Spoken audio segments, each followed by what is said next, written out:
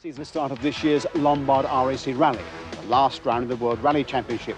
This year the rally is based in Harrogate, and the 180 or so competitors have to negotiate nearly 1,500 miles in total, and they have to fight it out over some 350 miles of special stages.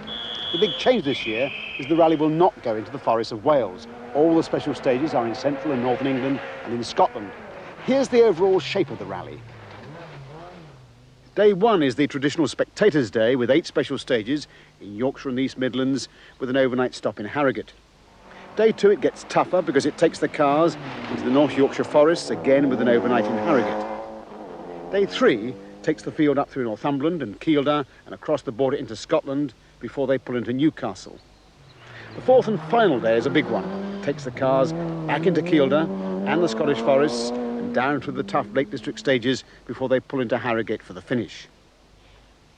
So how do the drivers stand in the championship? Well, Carlos Sainz, the Spanish driver, has already well and truly won the driver's crown. Indeed, he had it sent up over a month ago at San Remo. He's accumulated a massive 132 points. Behind him lie Didier Auriol on 87 points and Kankkunen with 85. The Spanish driver's brilliant season in the Toyota Celica GT4 injected a much-needed level of competition into the Manufacturers' Championship this year, but it still wasn't enough to topple the leaders Lancia, who won the title for a remarkable 4th year in succession. Michi Biasione, the Italian driver in the Lancia and of course world champion in 1988 and 1989, had a rather quieter season than normal for him anyway, mainly because of recurring back trouble.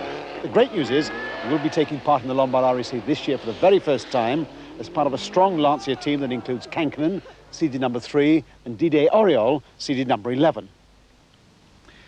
So what about last year's winner, Pentti Ricola? Well, he's moved from Mitsubishi to Ford and he's been busy gearing up to repeat his cliffhanging performance. We tracked him down as he was preparing his pace notes for one of this year's stages. Yes, you heard correctly, pace notes on the Lombard RAC, because for the first time ever they've fallen into line with the rest of the world and they're allowing practice on all their stages. Tony Mason takes up the story. Pace notes are the shorthand records which enable the crews to drive flat out through the special stages. To protect the forests during practice, the RAC insists that the drivers use ordinary road cars and limit their speed to 20 miles an hour. Taking 9 days to complete, it's a tedious and time-consuming process, the crews covering each stage twice. Professionals like Pentti and his Irish co-driver Ronan McNamee insist that the car is as close as possible to the rally car, so that every bend will look the same, hence this left-hand drive Ford Cosworth road car. 200. The bends are graded by numbers. 1 means straight and 7 means a right angle. Junction left. Other people use different systems. In fact, some have the complete 7. opposite to Pentti. But whatever the language, it gives the driver a mental picture of the road ahead when they come to drive it in 50. anger on the rally itself. Into junction. Right. 6. Stone inside. Of course, not everybody has the time or money to take advantage of this change to the rules. So for those club drivers who make up the bulk of the entry, the organisers have provided notes made by a top professional navigator. Pace notes should increase speeds by up to 5%, so it's a safe bet that this year's rally will be the fastest ever. 50, junction left 7.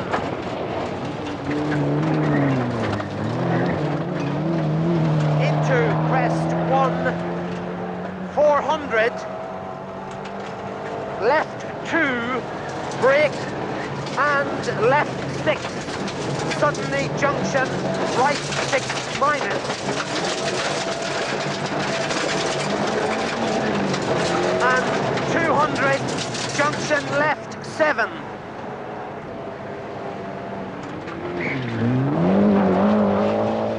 That's the car, of course, the 4x4 Sierra Cosworth, on which Ford are building all their rallying hopes. They've been a long time in the wilderness since their all-conquering days of the 70s. The cars for the Lombard RAC are being prepared at their base at Boreham in Essex. No resources are being spared. Stuart Turner, their boss of motorsport, is determined that nothing shall be overlooked. And on a practice day there, Tony Mason asked him why they were going back into rallying in such a big way. A couple of years ago, we did some market research into what branches of motorsport influence people, and the research showed that Formula One is the place to be for sheer publicity, but if you want to convince people you're helping to develop better production cars, road cars, rallying's the place to be.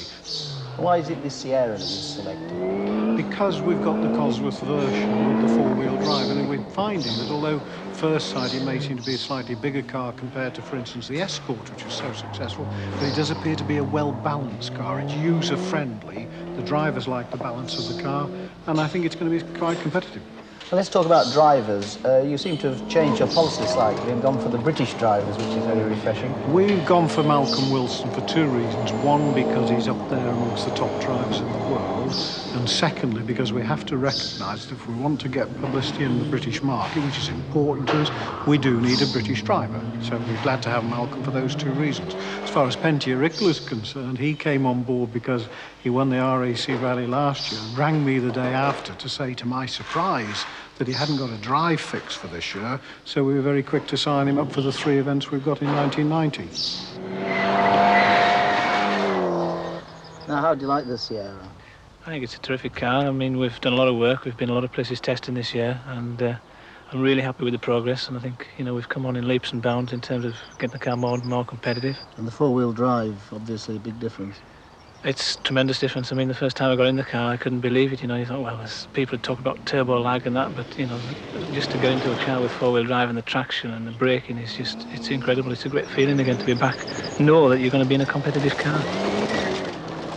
Now, there's something new in the car, the 7-speed gearbox. Tell us about that. Well, we're all very excited here about it. I mean, I don't know how much advantage it's going to give us in terms of outright speed, but the fact that we've got a clutchless gear change again is a big advantage over having to use a clutch, which is advantage then that you can use the left foot braking technique a lot more.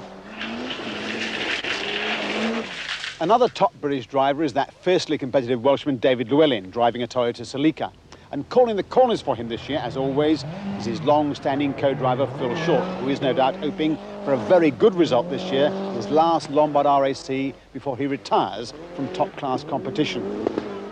Louise Aitken-Walker has just won the newly created Ladies World Championship, despite a terrible crash in the Rally of Portugal.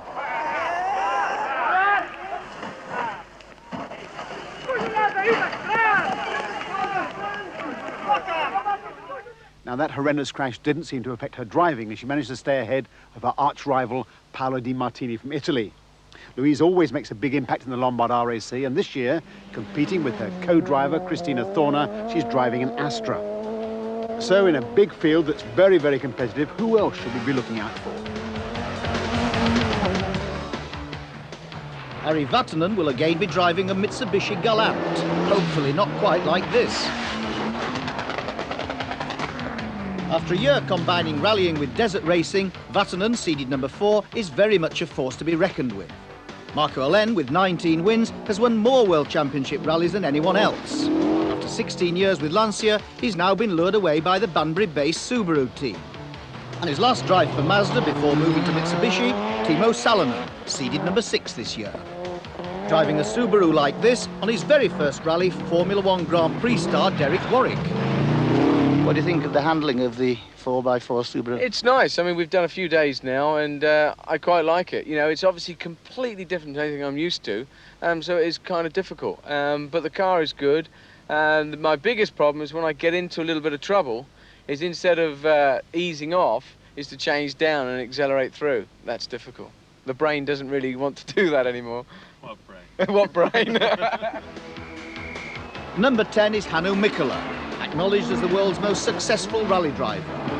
At 48, he's the grand old man of the sport, and with more power in his Mazda this year, he could win his 5th Lombard RAC. But the man that everyone will be looking out for is the new world champion, Carlos Sainz. A highly gifted all-round sportsman, Carlos fenced and skied for his country and became Spanish squash champion at the age of 17. He turned to motorsport a year later, and after learning his trade in Renault 5 turbos, graduated to top-class competition, twice winning the Spanish championship. You've spent a lot of time away from home this year. Yeah, this year I think we have been about 320 days outside of Spain. That is quite a lot of if you can imagine. But it was all worth it when you got to San Remo in October. Yeah, San Remo was the greatest moment when we get the championship. But you nearly went out of the rally. Yeah, we have a little roll, and we could continue, lost in about 2 minutes. 2 minutes 20 seconds, but we could manage and finish the rally. In third position, that was the position that we needed to take mathematically the championship. What did it feel like when you knew you'd won it, the championship? It's a very good feeling, as you can imagine. It was Ford who gave Carlos his first chance in international rallying, but impatient to drive a four-wheel drive car, he moved to Toyota in 1989. But things didn't go quite as planned. First year with Toyota was difficult. We have some reliability problems. But the end of the year was quite okay. And everybody knows about 90. Well, this year, yes, just went so well. And what about that win in Finland, the first non-Scandinavian ever to win the 1,000 Lakes Rally? This rally was, for me, was the most important victory.